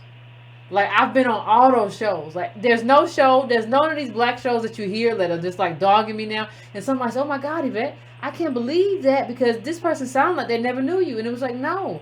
Every time they call me, like I'm not going to even promote you, but I used to get up at 6 o'clock in the morning. Not for me. I didn't get paid. I didn't get any kind of thing. I got nothing from it, but I was trying to support your show. And so, there was another show that was always at night on a certain night. It was late and nobody wants to do a show like that. But I still kind of showed up for your show too, because like I was trying to support you. And it's very interesting. One of the things that I see is very interesting how that now everybody's just kind of turned on Yvette, and that's fine. I don't take any kind of offense. I don't care. But what Yvette and Tone are doing, like, Otis was talking about, I ain't quite that I'm early, not me yet, but like these are primary years for Antonio and I, right? These are the normal years that people have families and they have partners and they're doing stuff, and we are doing this. This is it. This is what we're doing. There is no family. There is no state. This is our work.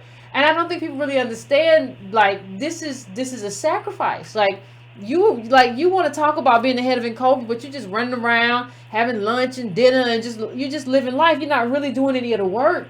Like, we have sacrificed that part of what normally is life because there's no time for that, really. There's no time to be doing all that. We are sacrificing these are still like prime years. Your mid to late 30s and early 40s are your prime are like years that you like build family relationship. And Antonio and I aren't doing that.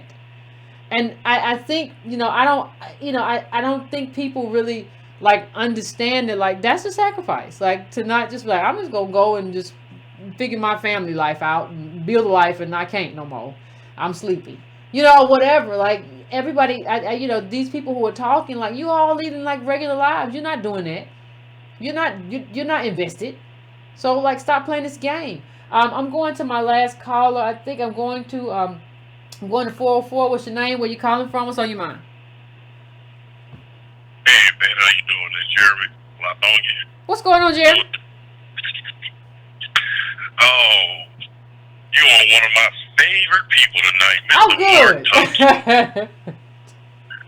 I've been going at it with this cat for about a good 3 years now. Towards the tail end of Obama's presidency, when he first took over the morning show at Sirius XM.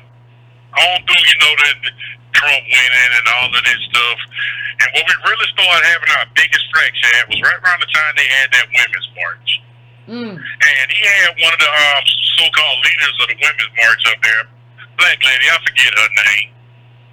But they were just sitting there talking about the whole movement and everything. And the thing that kept coming up, most part of it was, there needs to be more reciprocity from these other groups. More reciprocity. Reciprocity? I'm like, Yes, reciprocity. I'm sorry. That's okay. That's fine. But I'm sitting there like, the reason why there's no reciprocity from these other groups is because y'all are not pushing for it. Y'all are up in their face every day. You just happy to be in the room. Happy to be in the room. So we fast forward a little bit with Mr. Thompson.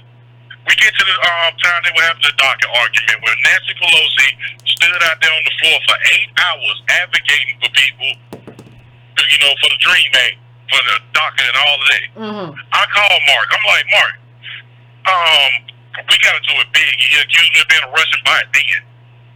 And I'm like, bruh, why are y'all caping so hard for DACA and all these people? That man had the nerve to ask me, why am I caping so hard for black people? I was stunned. I just shut up. I was like, I asked him, do you know what you just said to me? Yeah, I know what I just said. Okay. I ain't got nothing to say to you, bro. I'm out of here. Then we need to talk about. But you know what I'm saying? I keep going back and forth with him. Hell, just last week I tried to call in to him. We're sitting there I'm trying to have a conversation with this man about, I'm like, man, look, there's some misconceptions out there about ADOS. You keep saying that they're trying to get Trump elected, blah, blah, blah, blah, blah. You can realize that man was sitting there on the phone acting just as childish.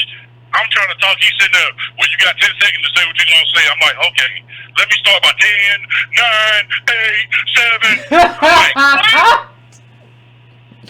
But then he calls me childish. So, I think that, we need to start a coordinated effort of calling his show every morning from 6 to 9 a.m. on Sirius XM. And letting him know, hey, dude, that ain't cool. You sitting out here. But the thing about it is, like, everybody's looking for this gotcha moment. Like, people are finding, like, prop hats and all kinds of stuff. And it's just like, there is no, if you go through all the shows, like, we have done, like, good shows about how Trump's budget is going to gut ADOS. Like, that's not a pro-Trump position. Right. Like, all of our, like, there's no way. First of all, let's just break it all down. There's no way to get reparations with small government. Conservatives, Republicans are very small government. There's no way for me to be a reparations advocate and advocate for Trump. Like, if I wanted to I wouldn't be talking to Democrats. Like, if I wanted to get Trump reelected, I'd be talking to him. And I'd be like, you gotta do this. We're gonna get some black votes. Like, I don't think the problem is a lot of people have come to this very late. And so what they do, they haven't watched the old shows. The only thing they do is like looking at like pictures or whatever that are being passed around the internet. And they're not looking at like the shows show. Like, we talked about how like Trump's budget and the taxes and like there was a new thing that came out last week I hadn't even got to, cut like $200 billion from education. That guts black life. And we've been very honest about how Trump guts black life. Like, we haven't made any bones about that. And it's just like, you people who are going around saying, well, Trump support, you just look silly. Like, you don't understand. The only thing we said about Trump in the beginning that was like, if he was going to give us something, then we should advocate for whatever we wanted to get. But then he got here and he gave this tax cut which guts black life. But we never supported. Like, I didn't come out in support of. I told people even when the election happened, like, you go do you, just show up. But like, I'm not going to tell you. This last election, I said I'm not going to tell you what to do. Like, I'm just going to tell you to do it. Like, I'm not going to tell you what to do. So it's so insane in terms of the shows that we've had about Trump and how those tax cuts are the worst thing to happen to ADOS America. Those tax cuts just solidify wealth at the top and gut us. And like, we haven't made any bones about that. So it's just so weird when you hear people like, they're supporting Trump. No, we have never done that. Never. That's not anything that ever happened here. I'm going to let you finish, fam. I'm sorry. Another quick story. New Year's Eve, after New Year's morning, I run into Representative Sanford Bishop he represents Columbus, Georgia, the Albany area down there. I run into him at a Waffle House, 2 o'clock in the morning. I see him. I'm like, hey, Congressman, how you doing? Congratulations on your win. Yes, thank you. I said, so will you be supporting HB 40? That man looked at me like I just said something to him in Chinese, like, huh? I'm like, okay. He was like, what's HB 40? I said, the study of reparations. The study of reparations. Yeah, I got that 5-second non-answer. I've never seen an old man shuffle that quick before out of a door. I mean, he flew away from me. I'm like, wow. Yeah. But the one thing I do know about Sanford Bishop, he's been sitting around for a long time. He's one of them leftover blue dog Democrats from the Reagan era. Yeah. He's very conservative Democrat, and I think he don't get a little too comfortable in that seat. And I'm looking for somebody to primary him. It's a lot of people too comfortable. Like, a lot of these people too comfortable. He's not the only one. It's a lot of people too comfortable, living good lives. They get a nice little check. People run up to him. Hey, Congressman. And you get all that stuff and you start feeling like you're special. Like I keep telling people, ego is a problem. Ego is a problem. These people be feeling how they feel. What was he coming from at 2 o'clock in the morning to Waffle House anyway? What you clubbing? What you doing? Anyway, but that's what you normally be doing at 2 a.m. in the morning. He was with his wife. Now, he was with his wife. Okay, I just be checking. I have to be checking for the sisters. The wives that I have to be checking. When you see them out, I just be checking. Yeah, I mean, you know, they attend my grandma's old church, you know, and all that. So I ain't gonna put that out there bad about the man. Like no, that. I just have to check. Though I have to ask the obvious question. I'm not saying he did that, but I have to ask the obvious question. That's all. And now you say he was with his wife. That's fine. I just have to check. I have to check. I appreciate it. I used to say at 2 o'clock in the morning, ain't nothing open but Waffle Houses and legs. Yeah. I gotta let you go. I appreciate it, though. I appreciate you calling in, fam. That's why I just have to be I just ask what everybody else is thinking. When you say Waffle House at 2 a.m., I just ask what everybody think. I don't know what. Don't look at me. I didn't do that. I just ask what people be thinking, what you was doing. And he said he was with his wife. That's good. That's wonderful. I just wanted to know. So, fam, I want to thank everybody. I want to appreciate it. If you're in the queue, I'm sorry. We're not going to get to it tonight. Please hit that like button. Please share. You can go to donatebrown.com. Thanks for the donations tonight, family. I appreciate it. Also, you can go subscribe to brown.com. You can subscribe to the newsletter that comes out once every Sunday. Do that. If you email me about the newsletter, edit@breakingbrown.com, please put newsletter in like bold letters when you email me, because I've just started getting so many emails. So please just put that in bold, like in the subject line for me. I would appreciate it. Do not forget, fam, that we have a book club coming up on Thursday of this week, the 21st. It is the 18th. I'm gonna get through about 150 pages by then. So please do not forget that, family. I appreciate it. I appreciate you for showing up as you do on Monday and Wednesday, so we can have this conversation. I appreciate what y'all be pushing on Twitter. I see it. I heart it. Sometimes I retweet it, but I usually see it, and I appreciate all the work that the family is doing online, like this advocacy, and y'all are doing on the street too. I have gotten emails from y'all and corresponded with some of y'all who are doing stuff in public, in person, with your local representatives, and I'm happy to have been able to help with that, fam. So please hit the like button and get ready. Don't forget we got Wednesday show, and then don't forget we have Thursday a book club and have the conversation. Finish your libation if you had a libation tonight, and get ready for bed, fam. And I will see you next show.